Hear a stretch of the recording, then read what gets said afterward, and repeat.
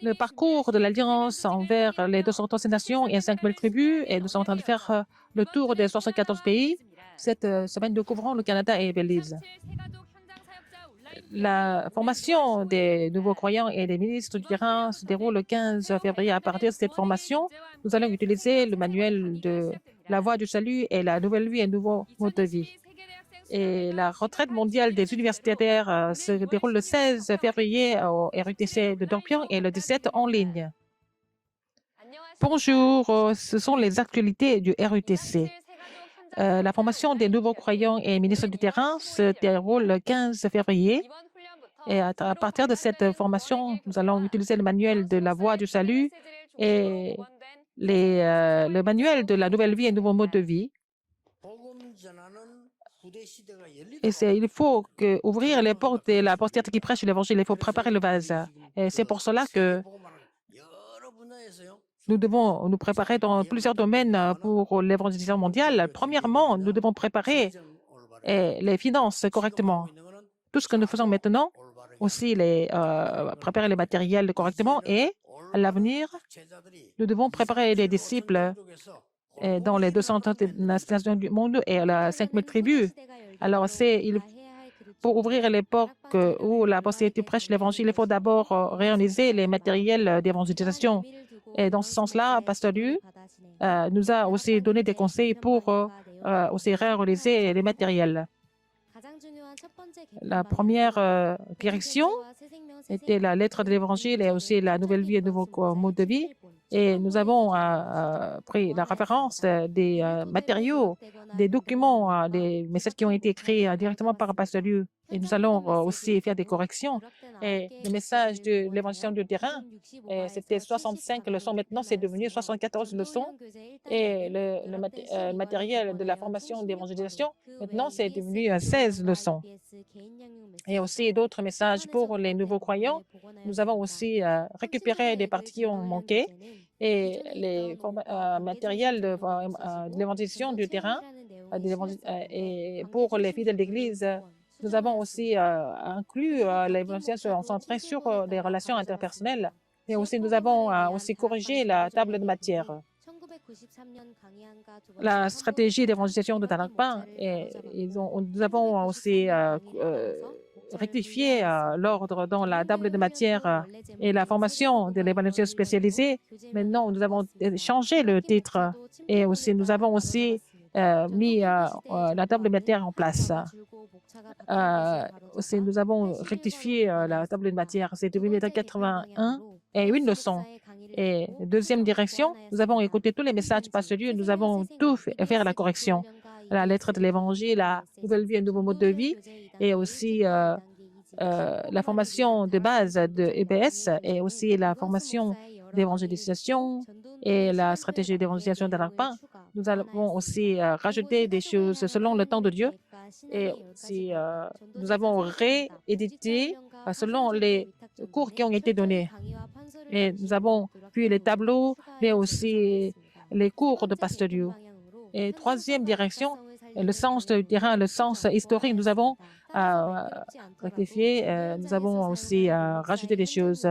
Et nous avons aussi les nuances et les paroles qui ont été prêchées sur le terrain. Par exemple, dans la lettre de l'Évangile, et bien aussi, par exemple, quand Jésus va venir, ce que j'ai compris, ça serait comme une lampe sans huile. C'était la parole de Siddhartha. Nous avons rajouté ça.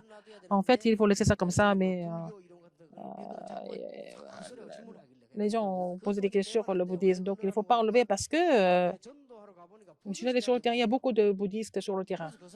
Et donc, je voulais donner ce message aux bouddhistes, mais après, ils ont donné des commentaires, j'ai enlevé ça.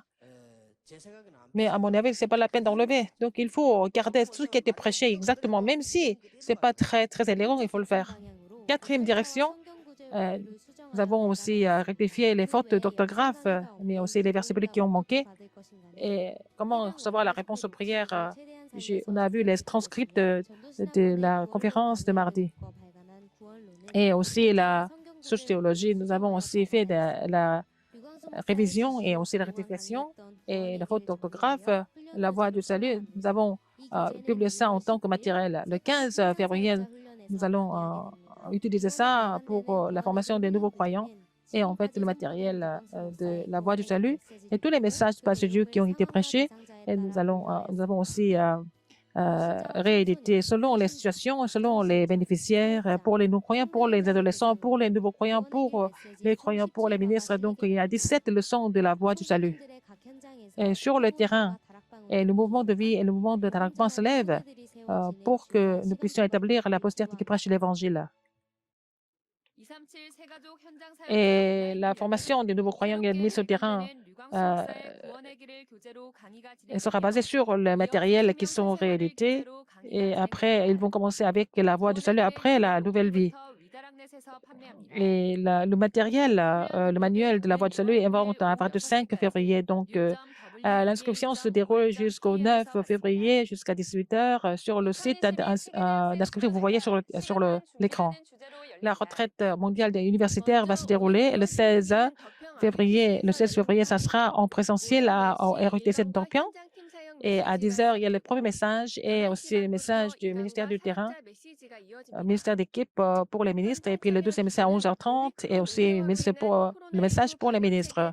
Et seulement, nous allons donner plus d'informations sur les conditions des participants en ligne.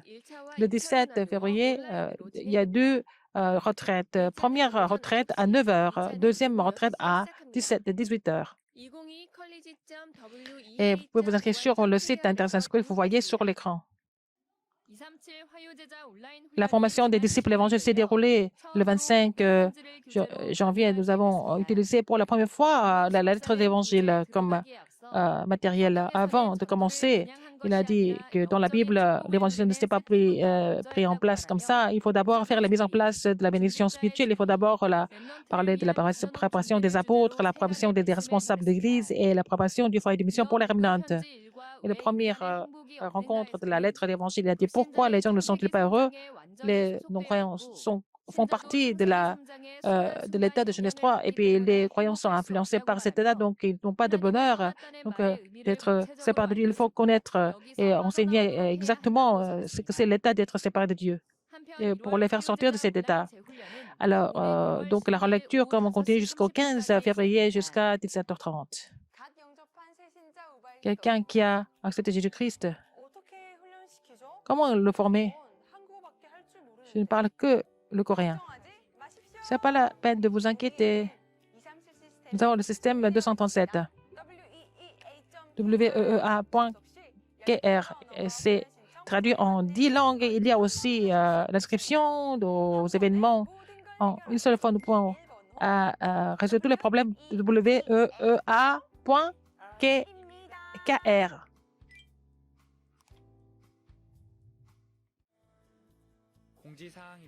Communiquer. La relecture de la retraite mondiale de la jeunesse jusqu'au 2 février 17 h 30. Nous recevons la candidature des nouveaux étudiants de l'Université des Remnantes 2022. Vous pouvez vous connecter sur notre site d'inscription de l'université.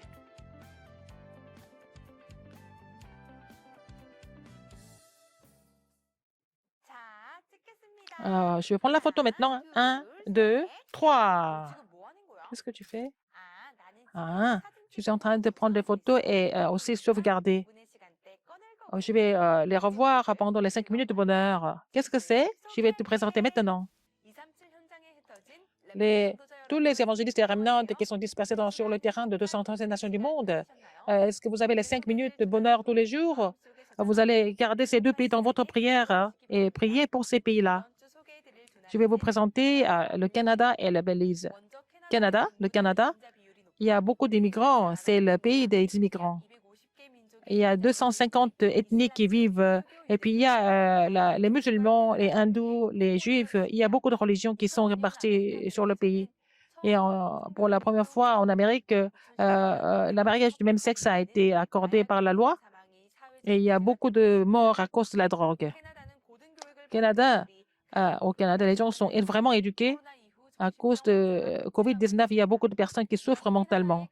Alors, pour prêcher l'évangile de l'unicité au Christ, et nous avons 6 missionnaires. À Toronto, il y a un missionnaire Jean Guhan. Et aussi à Vancouver, il y a un missionnaire Kim Kyung-gun.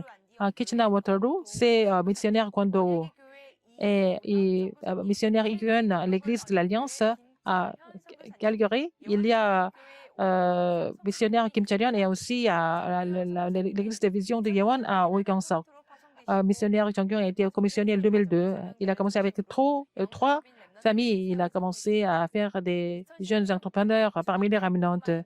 Et le Seigneur a ouvert la porte pour prêcher l'évangile en Chine. Donc, il y a 10 familles qui continuent de prier et faire le ministère ensemble. Il y a des ramenantes qui étaient très jeunes au début et puis ils ont grandi et ils sont devenus en fait les ouvriers de l'Église. Ils forment les plus jeunes et puis ils font le ministère en tant que témoin du Christ. Avec les autres missionnaires, ils sont en train de faire le ministère ensemble. Le missionnaire Kim Jong-un, il est entré dans le ministère d'Arapin dans la trentaine. Il a été commissionné en 2005, au mois de septembre. Et à travers le ministère multiethnique, il peut former des missionnaires parce qu'il y a un très bon environnement pour la mission mondiale. Donc, il fait le ministère de la parole dans les écoles. Il peut faire le culte officiellement, mais après le système sans présentiel, il est en train de former des ramenants en tant que disciples. À l'église Saint-Théonche à Kitchener-Waterloo, c'est missionnaire Kwon Do. En 2005, il a été commissionné en tant que missionnaire au Canada.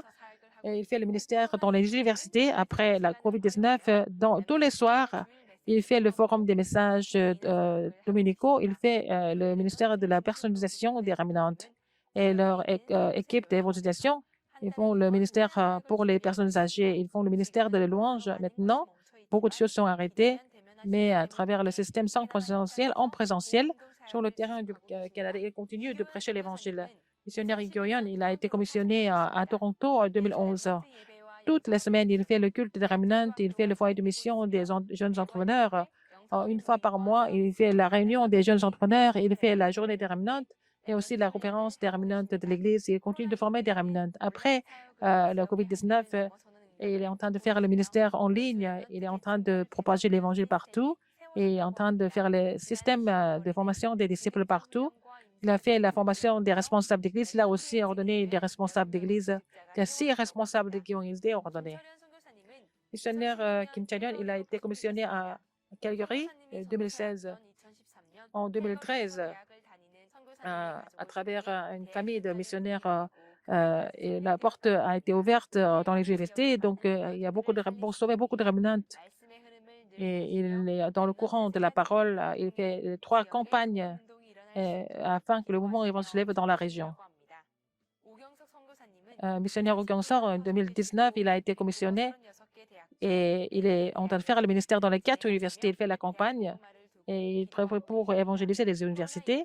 Après COVID-19, les ramenantes suivent le courant de la parole et afin qu'ils puissent suivre le courant spirituel. Et il fait le culte des ramenantes avec le message du quartier général pour parler sur le terrain. Il fait le ministère de la parole en ligne. Et il est en train de prier pour établir un centre de guérison pour les gens qui souffrent mentalement. Et à travers l'école de la langue coréenne, il ouvre la porte de la mission multiethnique. Ils sont partout répartis, dispersés, mais tous les ans, ils forment l'unité pour organiser la conférence des ramenantes du Canada. Les 6 missionnaires, les ramenantes forment l'unité pour sauver les personnes multiethniques au Canada. Deuxième pays, c'est Belize. Belize est en Amérique du Sud-Est. Ils ont 410 000 personnes comme population. C'était la colonie de l'Angleterre. Ils utilisent l'anglais. Il y a beaucoup d'immigrants, donc il y a beaucoup de personnes qui utilisent l'espagnol. Beaucoup de personnes visitent le pays pour apprendre l'anglais. Surtout, il y a beaucoup d'étudiants qui viennent du Japon et du Taïwan. C'est la plateforme de l'évangélisation de l'Amérique du Sud. Il y a le missionnaire Chebonsol et Chasangé. Il a fait le ministère passé pendant 40 ans. Il est venu à Belize en 2019. Il y a beaucoup d'étudiants et beaucoup d'élèves du pays. Les parents sont connectés, ils ont reçu l'Évangile. Avril dernier, Et donc, il a fait le système de l'eau potable à l'Université nationale. Il a été connecté avec les fonctionnaires et il est en train de faire le ministère avec l'aide des fonctionnaires dans sa famille. Le mouvement des Remnant Slaves à Belize, c'est que ça sera le commencement de l'évangélisation de l'Amérique du Sud. Priez pour ces deux pays pendant 5 minutes par jour pour le Canada et Belize.